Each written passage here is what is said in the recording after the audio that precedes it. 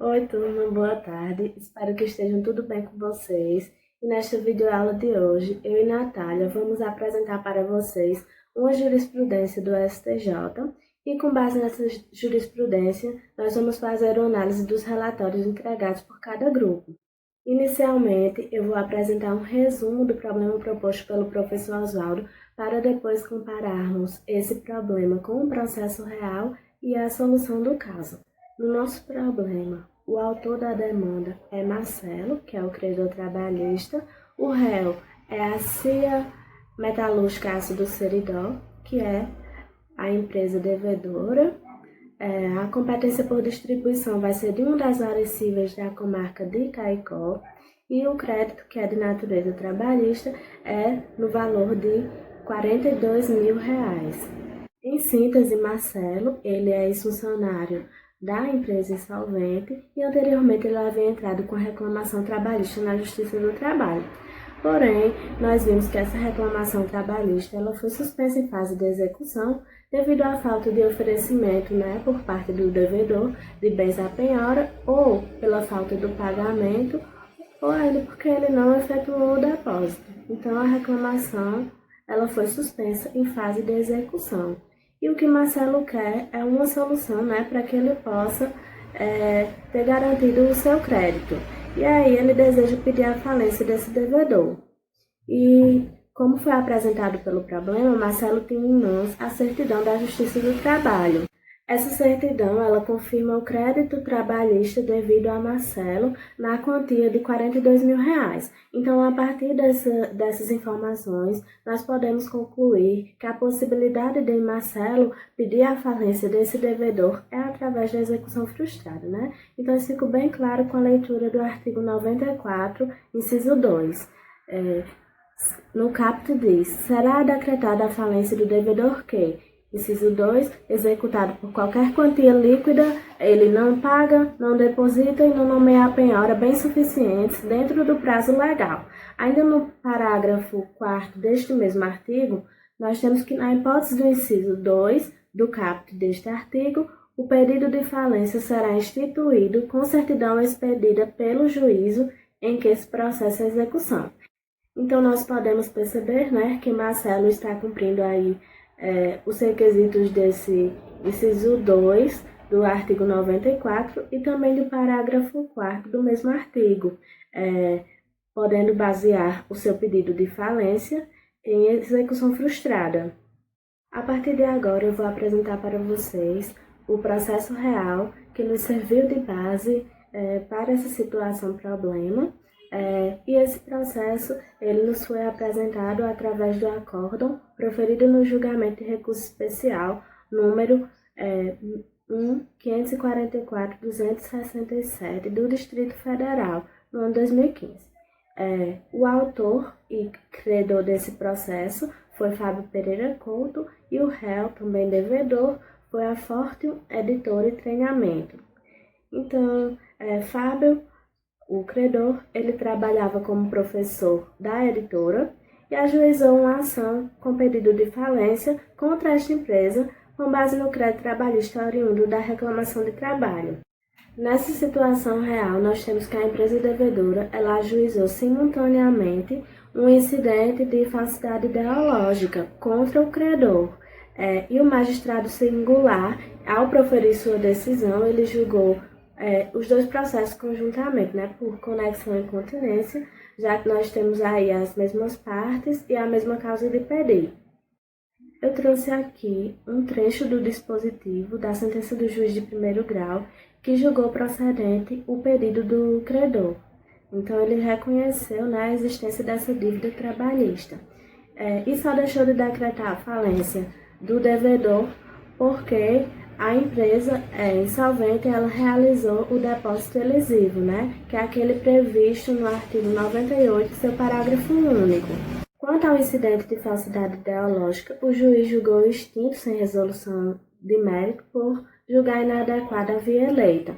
Assim, os dois processos eles foram extintos.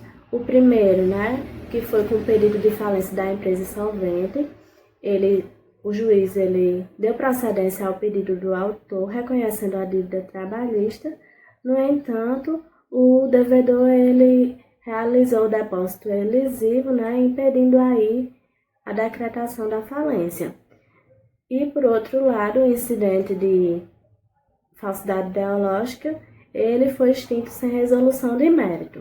No dispositivo da sentença, o juiz pugnou pela expedição do alvará, fazendo o levantamento do depósito elisivo em favor do requerente. Ante esta sentença, e apesar de não ter sido decretada a falência da empresa, o devedor ele ainda fica insatisfeito com a decisão e entra com embargos de declaração contra a sentença. Porém, o tribunal ele nega o provimento. Ainda insatisfeito, o devedor entra com novo recurso, dessa vez recurso especial, já contra o acórdão, né, que julgou os embargos, e tem novamente o provimento negado. Neste recurso especial, a empresa alega que o credor ele não tem legitimidade ativa, muito menos interesse de agir para requerer sua falência, por ele ser um credor trabalhista e não um credor quirografário. A empresa também alega que o tribunal não havia se manifestado sobre a certidão de execução frustrada, né, que embasou o pedido de falência. E por isso, essa certidão não teria sido submetida ao contraditório.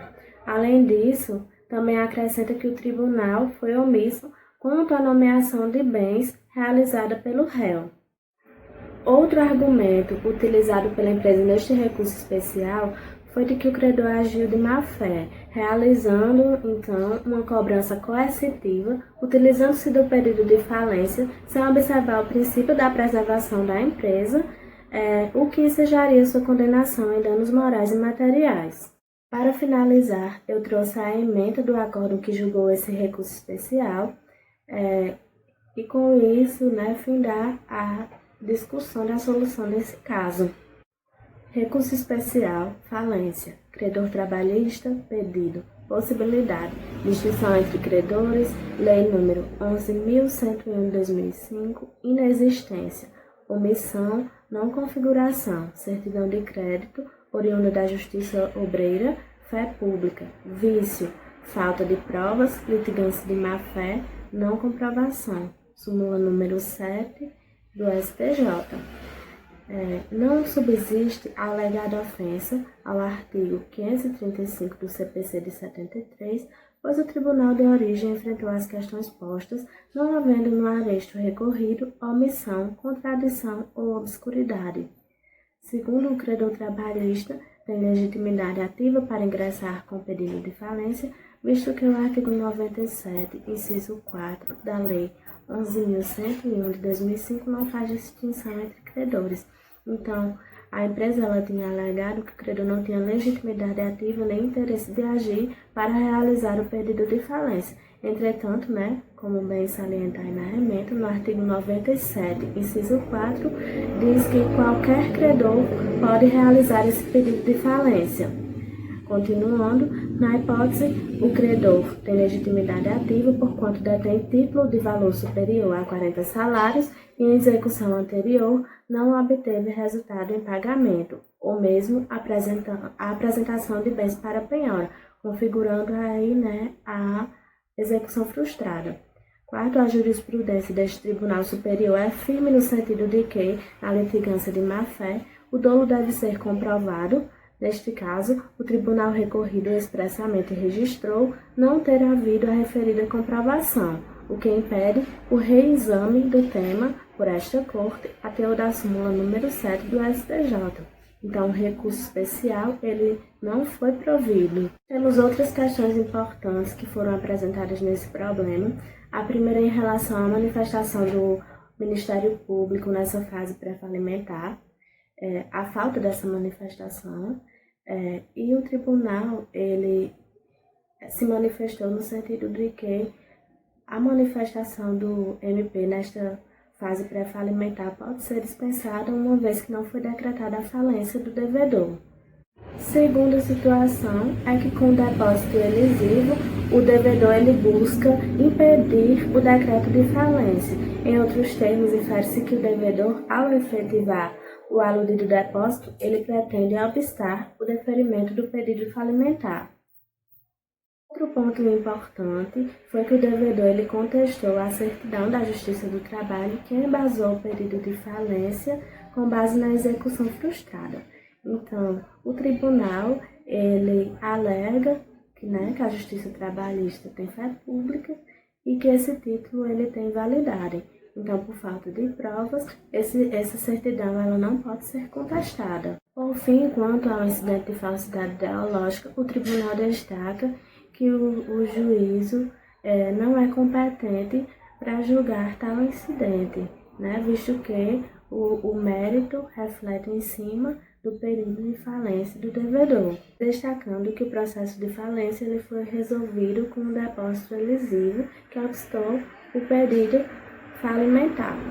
Dada essa apresentação inicial sobre o problema proposto à turma, em comparado ao o processo real, e apresentada aqui a solução do caso, vocês vão ficar agora com a exposição realizada por Natália. Oi, pessoal, mais um encontro nosso, espero que vocês estejam bem. Então, nesse nosso segundo momento da aula, eu vou tentar fazer uma ponte em relação ao que vocês suscitaram, pontos que eu vi que são bastante controversos a partir do relatório de vocês, relacionando com o recurso especial desse processo, que ele realmente aconteceu. Então, diferente do nosso processo, que ainda está bem no início, vocês prepararam uma petição inicial, uma contestação, outro grupo, e outro grupo uma sentença ainda em fase de primeiro grau. O processo do caso concreto, que realmente existiu esse caso, né, que foi entre o autor Fábio Pereira Couto e a Reforte, uma editora e treinamento limitada, que no caso era uma relação. Esse professor era um professor, dava aula para essa empresa. Então, foi um processo bem exaustivo, começou com a execução frustrada no juízo trabalhista. Essa execução foi infrutífera, né? Foi suspensa porque a parte não apresentou nenhum depósito, não apresentou também algo que pudesse ser penhorado, então por isso ela foi frustrada e originou o título, né? Então, seria, portanto, um devedor empresário, uma execução frustrada e uma declaração judicial, doutrina de fé pública, como a gente vai analisar posteriormente. Então, a partir disso, entrou com essa petição inicial, pedindo a decretação da falência, com base no artigo 94, inciso 2, e com base também no artigo 97, inciso 4, que a gente vai ver mais adiante. E a partir disso, a outra parte, né, a parte ré, entrou com a contestação, contestando esses pontos e fazendo depósito elisivo, o que, de acordo com o artigo 98, parágrafo único, hipótese em que a falência não será decretada, evitando, portanto, a decretação da falência. Mas, ainda assim, esse réu ele persistiu. No primeiro grau, o juiz ele julgou procedente as alegações da parte autora, né? Não decretou a falência por causa do depósito elisivo, como Priscila já demonstrou, mas só fazendo uma análise assim, rapidinha. No segundo, aí, a partir disso, o que a parte ré fez? Entrou com embargos à execução em relação aos outros pontos. Mesmo assim, esses embargos eles continuaram a ser rejeitados e entrou, em relação a essa rejeitação desse embargo, ele entrou com um recurso especial, que teve como relator esse ministro do STJ, e que a gente vai analisar trechos, eu separei trechos, para demonstrar esses pontos que eu analisei controvérsia em relação ao relatório de vocês. Então, primeiro ponto, fórum competente. Eu vi que a autora foi bem feliz em colocar a CAICOL como o fórum competente. Realmente é CAICOL porque o relator, como o relator menciona, o pedido deve ser intentado no juízo no qual situa o principal estabelecimento do devedor nos moldes do artigo 3º da LRF. A Lei 11.101, importante vocês estarem aí com essa lei para a gente ir analisando pouco a pouco. Então, como CAICOL ela tem a indústria de metalurgia, sede de administração e controle dos negócios, nada mais óbvio que CAICOL é o fórum competente, né? Outro ponto, legitimidade ativa do credor. Como eu já falei, é uma execução não, execução não, é um pedido de falência baseado numa execução frustrada, né, com base no artigo 94, inciso 2, não o inciso 1, que é a impontualidade justificada. Não é o inciso 1, é o inciso 2. Então, assim, parafraseando o posicionamento do Ministério Público, o relator ele decidiu: a legitimidade ativa, o interesse de agir do autor, ora apelado, estão amparados no artigo 94 da Lei 11.101 de 2005, eis que preencheu os requisitos para o pedido de falência, uma vez que é credor de uma quantia líquida que não paga, materializa-se em título cuja soma ultrapassa o equivalente a 40 salários mínimos, conforme certidão de crédito. Artigo 97. Quem pode requerer a falência do devedor? O inciso 4 diz que qualquer credor ele pode requerer essa falência. Então, a dúvida surgiu de que o crédito era trabalhista. E aí, esse crédito trabalhista, ele seja ou não o pedido de falência. Sobre isso, o relator ele parafraseou: a palavra qualquer constante do inciso sugere que todos os credores, individualmente ou em conjunto, podem requerer a falência do devedor. Incluir-se-iam nesse rol os credores civis, comerciais, trabalhistas e fiscais. Então, portanto, resta claro que a parte autora ela tem legitimidade ativa, porque ela tem um título de execução frustrada, e o artigo 97 diz que qualquer credor, independente do crédito, ele pode entrar com pedido de falência. Então, tudo certo até aí, né? Outro ponto que suscitou foi em relação ao possível uso do regime uso indevido do regime concursal para a cobrança do crédito. Então, a gente viu que esse título ele veio lá de outra ação trabalhista e que a parte ela não teve intenção de quitar o débito, né? Porque ela não ofereceu o pagamento, não ofereceu nenhum bem que pudesse ser empenhorado, suspendendo a ação, o que ensejou a frustração da execução e, portanto, o pedido de falência. Então, assim se posicionou o relator. No tocante aos diversos entendimentos estampados acerca da possibilidade do ajuizamento do pedido da falência, há doutrinadores que afirmam não ser a falência o meio de cobrança da dívida do devedor empresário, devendo ser manejada como último recurso do credor que teve outras formas menos gravosas de cobranças frustradas. Então, aquilo que eu falei, né, ele tentou por outra via, mas mesmo assim não foi satisfatório. Afirmam que não haveria interesse de agir para o credor que fizesse o pedido de falência sem antes esgotar as outras possibilidades de satisfação de seu crédito, tais como o protesto, a cobrança e a execução. Tal entendimento deixou da literalidade do artigo 94 da Lei 11.101 de 2005. O referido dispositivo permite que o credor possa ajuizar diretamente o pedido de falência, bastando, no caso do inciso 2, né, que é o que nos interessa, a exigir a tentativa prévia de execução contra o devedor empresário para somente depois autorizar o pedido de falência, fundado na execução frustrada de título executivo de qualquer valor, sem necessidade de protesto, como veremos a seguir. Então, tem a legitimidade ativa e não foi utilizado de forma indevida o regime concursal para a cobrança, visto que ele já tinha tentado de outras maneiras, de outra forma pelo regime, pela execução que foi frustrada, né? E que ensejou o título para o pedido de falência.